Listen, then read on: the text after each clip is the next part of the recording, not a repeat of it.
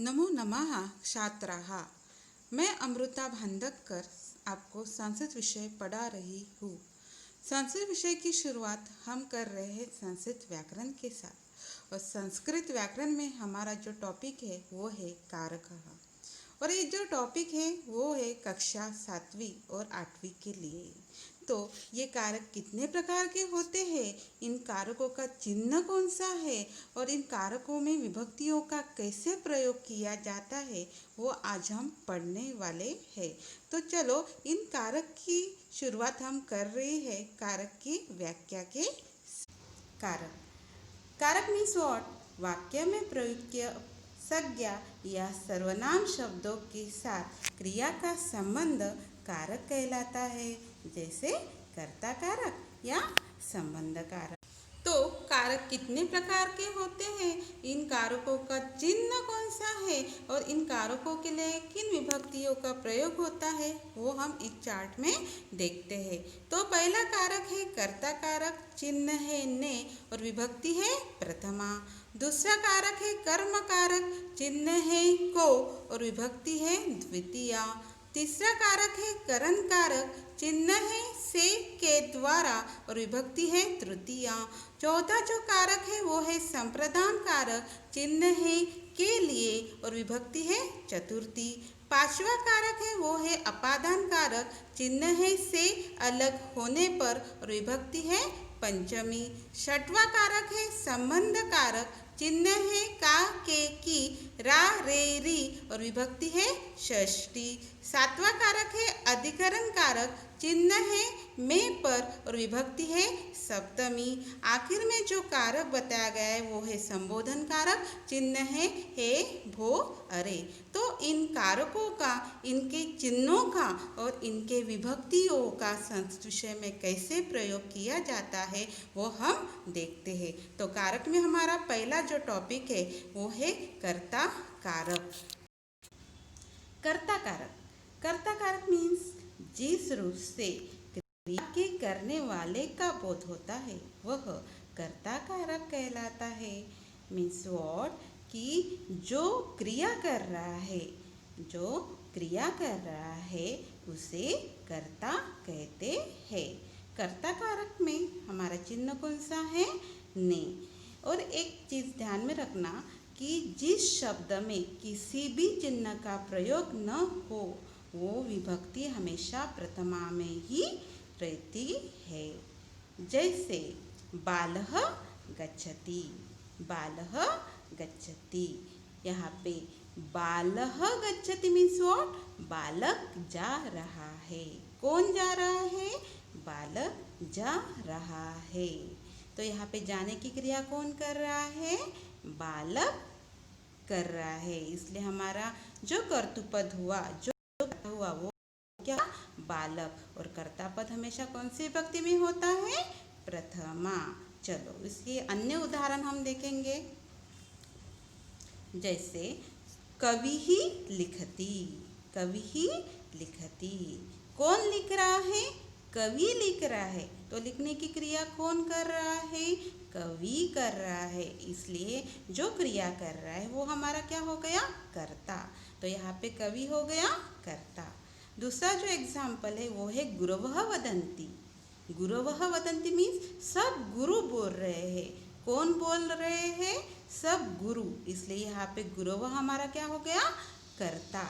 तीसरा जो एग्जाम्पल है वो है बाला पठति। बाला पठति मीन्स व्हाट? लड़की पढ़ रही है। पढ़ने की क्रिया है लड़की कर रही है। इसलिए हमारा जो कर्तृपद हुआ वो हो गया बाला। तो इसमें सिंबल ने तो आया ही नहीं है, किसी भी प्रकार का ने चिन्ह यहाँ पे आया नहीं है। तो जब इसको हम लंग लकार में मीन्स व्हाट? पास्ट टेंस में कन्वर्ट करेंगे तो इसमें ने चिन्ह का भी प्रयोग हो सकता है। लकार तो हम आगे पढ़ने ही वाले हैं, लेकिन उसको पहले हम इसको थोड़ा लंग लकार में कन्वर्ट करते हैं। जैसे कवि ही लिखति। कवि लिखति का लंग लकार क्या हो जाएगा? कवि ही अलिखत। कवि ही अलिखत। इसका मतलब क्या हुआ?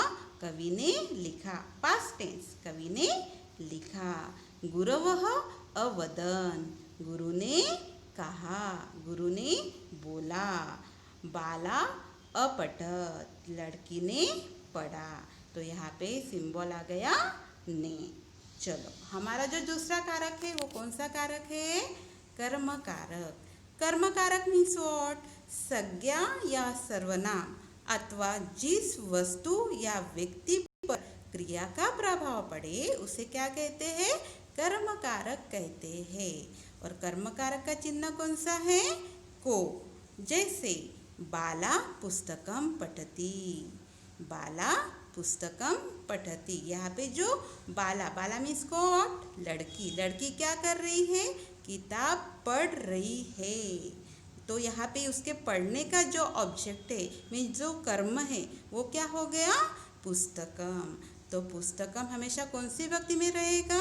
द्वितीया। तो यहाँ पे बाला पुस्तकम पठती। बाला मीन्स लड़की किताब को पढ़ती है।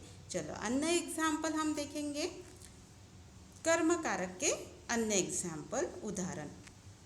चित्रकारः चित्रम लिखति। चित्रकार क्या कर रहा है? चित्र को लिख रहा है या चित्र को बना रहा है। तो किसको बना रहा है? चित्र को। तो उसका बनाने का जो ऑब्जेक्ट है, कर्म है, वो क्या है? चित्र। तो यहाँ पे कर्म कारक हो गई है चित्र की द्वितीया। तक्षकः काष्ठम तक्षति। तक्षक क्या कर रहा है? लकड़ी को तोड़ता है। गुरवः वदन्ति। ऐसे कौन कहते हैं? गुरु कहते हैं।